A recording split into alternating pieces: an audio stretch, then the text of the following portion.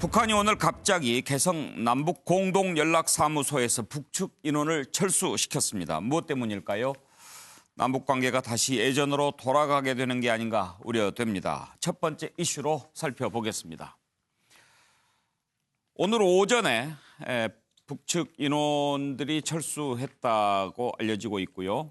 오후에 우리 측에서 정식으로 발표를 했습니다.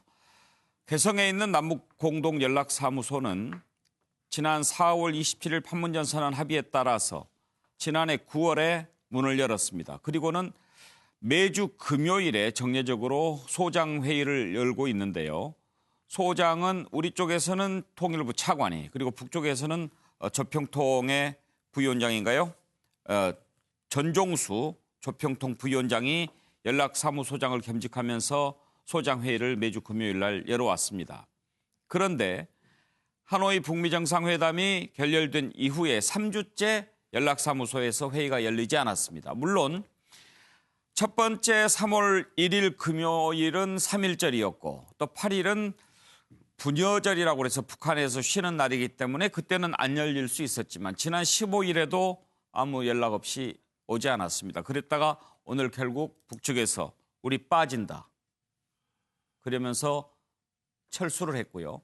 장비는 그대로 두고 인력만 빠져나가면서 남쪽은 알아서 해라.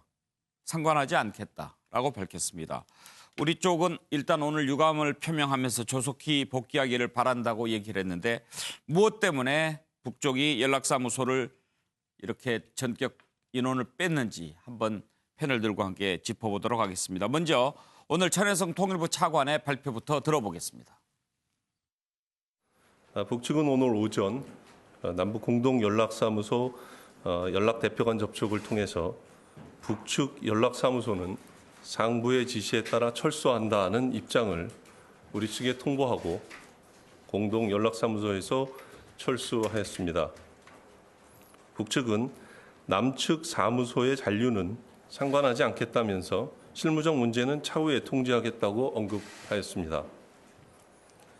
정부는 북측의 이번 철수 결정을 유감스럽게 생각하며 북측이 조속히 복귀하여 남북 간 합의대로 남북 공동연락사무소가 정상 운영되기를 바랍니다. 아침에 한 9시 한 15분경쯤 이제 북측에서 연락대표 접촉을 요청을 해서 저희한테 한 15분, 20분 그 사이 여간에 통보를 했고요. 그리고 오늘뿐만 아니라 이번 주에도 근무하는 중에 저희가 이렇게 어떤 분위기나 징후를 느낄 만한 그런 특별한 특이 동향은 없었다는 점을 말씀을 드리겠습니다. 예, 정태근 의원, 뭘까요?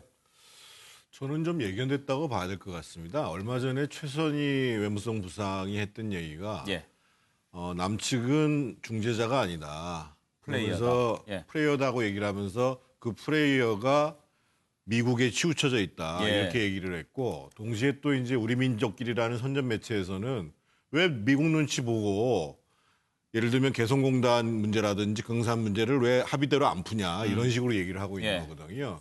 결국 이 얘기는 미국이 하고가 교착이 돼도 당신들은 무조건 우리 얘기를 들어줘야 된다. 우리 편 아니냐. 제재를 풀어줘야 된다. 이런 식의 요구거든요. 참 고약한 버르장머리라고 볼 수밖에 없는 것이고요. 저는 이럴 때일수록 좀 우리 정부가 당당할 필요가 있습니다. 사실은 하노이 회담이 결렬된 다음에 많은 분들이 북한과도 빨리 특사가 왔다 갔다 해야 되고 미국과도 그것이 이루어져서 정말 이루어진 것이 무엇인지에 대해서 우리가 정확히 알고 제대로 스탠스를 잡아서 역할을 해야 된다. 이런 걱정들을 많이 했지 않습니까? 근데 결국은 지금의 양상은 미국 쪽에서는 문재인 정부의 대북 정책 동의하기 어렵다. 이런 얘기가 나오고 있고 북한 쪽에서는 완전히 우리 얘기 들어주지 않으면 우리 편 아니다. 이런 식으로 나와 있기 때문에 제가 이 자리에서 여러 번 강조했습니다만 저는 우리가 중재자가 아닌 게 맞다고 봅니다. 가장 큰 핵 문제의 피해자이고 당사자인 것이거든요. 그래서 저는 그 미국과도 정말 굳건한 공조 속에서 이 이후의 국면들을 어떻게 풀 것인가라는 것들을 좀 담담한 마음으로 그리고 객관적인 마음으로 그런 전략을 짜가지고 앞으로 좀 나가야 될 것 같습니다. 그러면 북한이 단순히 삐친 것 이상이다 이렇게 보십니까? 지금 북한은 아직까지는 지금 전략을 정하지 않은 것 같습니다. 그러니까 지금은 자신들이 어려운 표정들을 하면 안 된다라고 지금 생각을 하고 있는 거거든요. 그러니까 미국 쪽에다가도 심지어는 비핵화의 의미에 대해서 하와이나 괌에 있는 전략 무기급 자산도 다 빼라. 예, 이런 식의 그랬다고 얘기를 하는데, 하고 예. 있단 말이에요. 그러면 이 상황 속에서 북한이 노리고 있는 것은 먼저 손을 내달라. 이런 식의 얘기거든요. 근데 저는 그런 방식으로는 안 될 것 같고 물밑에서 충분하게 정보 교환을 하고 의사소통을 하고 적어도 하노이보다는 나아지는 포괄 합의에 기초한 단계적인 것 이게 좀 나와주는 시점까지는 저희도 당당할 필요가 있다는 거죠. 예.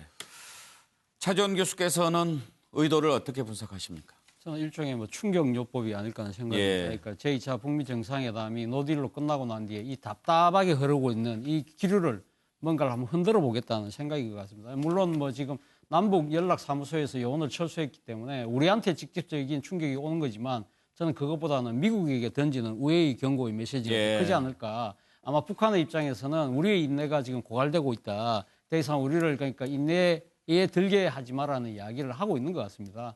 결국 그래서 지금 이 북한의 입장에서는 지난번 2차 북미 정상회담이 노딜로 끝난 부분에 대해서 사실 김정은 입장에서는 지금 북한으로 돌아가고 난 뒤에 본인의 여러 가지 정치 입지가 상당히 좀 곤란한 상황이거든요. 예. 그런 상황에서 본다고 한다면 어떤 식으로든 이 흐름을 반전시켜야 된다는 아마 상당한 이 자체적인 아마 요구가 아마 직면에 있을 것 같고요. 그리고 또 한편으로는 앞서 뭐 정태호 의원께서 말씀하셨지만 남쪽에 대한 또 일종의 그 직접적인 압박의 그런 상황도 있는 것 같습니다. 지금 뭐 문재인 대통령이 북미 정상회담이 이 노딜로 끝나고 난 뒤에 상당히 남북 관계에서 나름대로 속도를 내려고 하지만 그렇지만 대북 제재의 틀 내에서 하자고 이야기를 했지 않습니까? 그러나 오늘 뭡니까 북한의 이 관련 대외 매체들이 하는 이야기가 그거 아닙니까? 남쪽이 왜 촉진자고 중재자냐? 당사자 역할을 해라. 예. 그렇다고 미국 눈치 보지 말고 남쪽이 할 수 있는 것부터 의욕적으로 하라는 그런 압박도 하고 있는 예. 것 같습니다.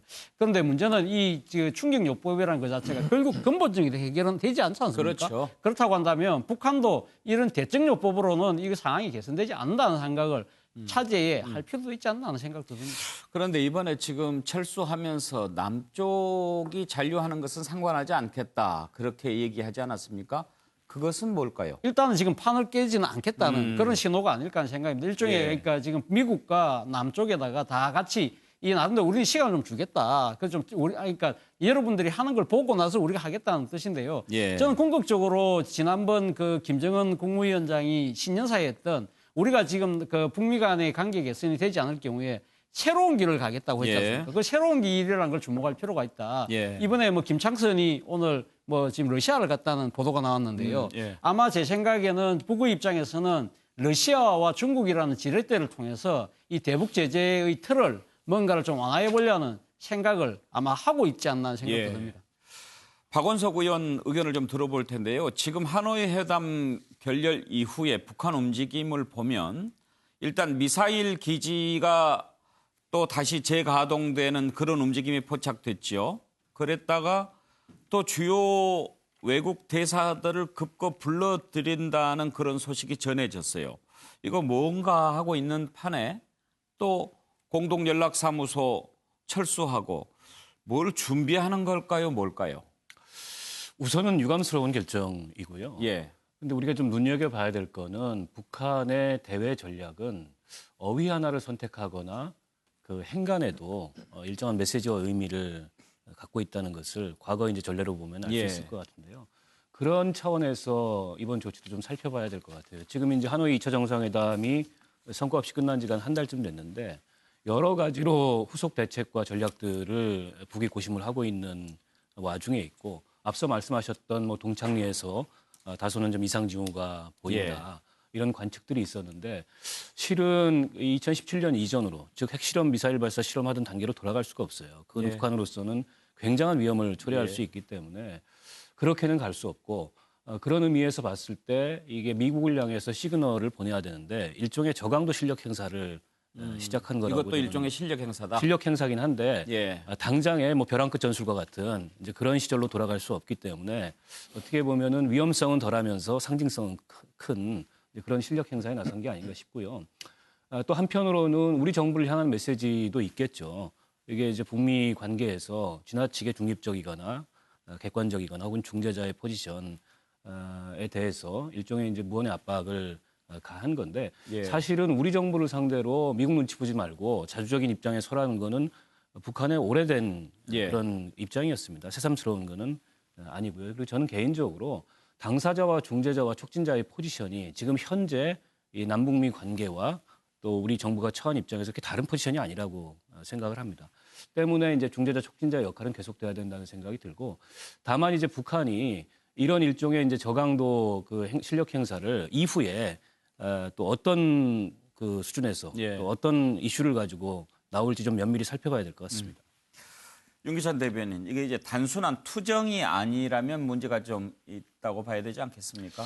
뭐 단순한 투정을 넘어서서 제가 볼 땐 판문점 선언문의 그 이행과 관련된 어필 같아요. 예를 들면 예. 저희가 이야기하다가는 판문점 선언에서 남북관계 획기적인 개선이 있었고요. 예. 별도의 항으로. 예. 그다음에 군사적 긴장 완화 별도의 항으로 있었습니다. 그다음에 이제 항구적 평화 체제 구축과 그 안에 비핵화가 있었어요. 그러니까 북한 입장에서 보면은 판문점 선언의 앞에 두 개 있는 그 별도의 문장은 사실 대한민국은 그 중재자가 아니고 플레이어다. 예. 근데 왜 그 계약을 이행하지 않느냐 이런 어필 같고요. 거기에 이제 첫 번째 관계 개선 안에 들어있는 거 보면 남북 그 사무소 개설하고 그다음에 도로 철도 연결 사업 이런 경협이 들어가 있단 예. 말입니다. 그러니까 경협에 관련돼서 비핵화 연결되지 말고 진행을 해야 되는데 그걸 안 하니까 그걸 저희가 이행하지 않았다. 약속을 어겼다라는 거기에 대한 어필 차원에서 아마 철수한 것 같아요. 그래서 예. 이것은 짐짓 북한의 목리도 있지만 실제 판문점 선언의 그 문구를 저희가 그 계약 조항을 선언문을 작성할 때 약간 실수한 면이 있다. 왜냐하면 명확히 비핵화가 전제 조건이다. 비핵화 진행 정도에 따라서 나머지 남북관계 개선이나 군사 완화 조치들을 종속 변수로 가야 되는데 별도 항으로 넣다 보니까 북한의 저런 목리가 마치 국제적으로 보면은 글쎄 아직까지 그런 주장하지 않지만 만약에 법률적 주장을 하게 되면 사실은 명분상에서 저희가 할 말이 좀 줄어드는 이런 부작용이 좀 있을 것 같습니다. 예. 현근택 부대변인 분석을 한번 들어볼까요?